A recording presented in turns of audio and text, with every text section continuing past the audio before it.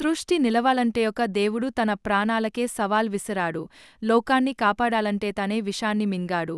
ఆ త్యాగమే ఆయనకు ఒక పేరు ఇచ్చింది, నీలకన్యుడు. సముద్రమథనం ఆరంభం. దేవతలు, అసురులుమృతం కోసం క్షీరసాగరాన్ని మథనం చేయాలని నిర్ణయించారు. మందర పర్వతం మథనదండం. వాస్కి నాగుడు తాడు. మొదట ఆశ పుట్టింది కాని వెంటనే భయం మొదలైంది. ఎందుకంటే సముద్రం లోతుల్లో నుంచొక భయంకరమైన విషం బయటకు వచ్చింది. హాలాహలం.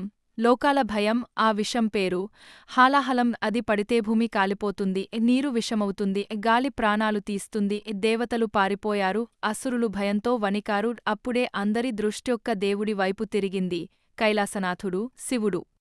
శివుడి నిర్ణయం. పార్వతీ దేవి ఆయనను ఆపింది. ప్రపంచం కోసం మీ ప్రాణాలను త్యాగం చేస్తారా అని శివుడు నవ్వుతూ అన్నాడు. నేను ఉన్నాను కాబట్టే ఈ ప్రపంచం ఉంది. అది మాట కాదు, ఒక మహాత్యాగానికి ఆరంభం. విషపానం. నీలకన్యుడు. శివుడు ఆ భయంకరమైన విషాన్ని తన అరచేతిలోకి తీసుకునిమింగాడు. కాని దానిని కన్యం దాటి వెళ్ళనివ్వలేదు. పార్వతీ దేవి ఆయన కంఠాన్ని పట్టుకుంది. విష ప్రభావంతో ఆయన కన్యం నీలంగా మారింది. అప్పటినుంచే ఆయన నీలకన్యుడు. త్యాగ ఫలితం. లోకాలు రక్షించబడ్డాయి. అమృతం వెలిసింది. సృష్టి కొనసాగింది. కాని ఆ నీలం రంగు శివుడి త్యాగానికి శాశ్వత గుర్తుగా మిగిలింది.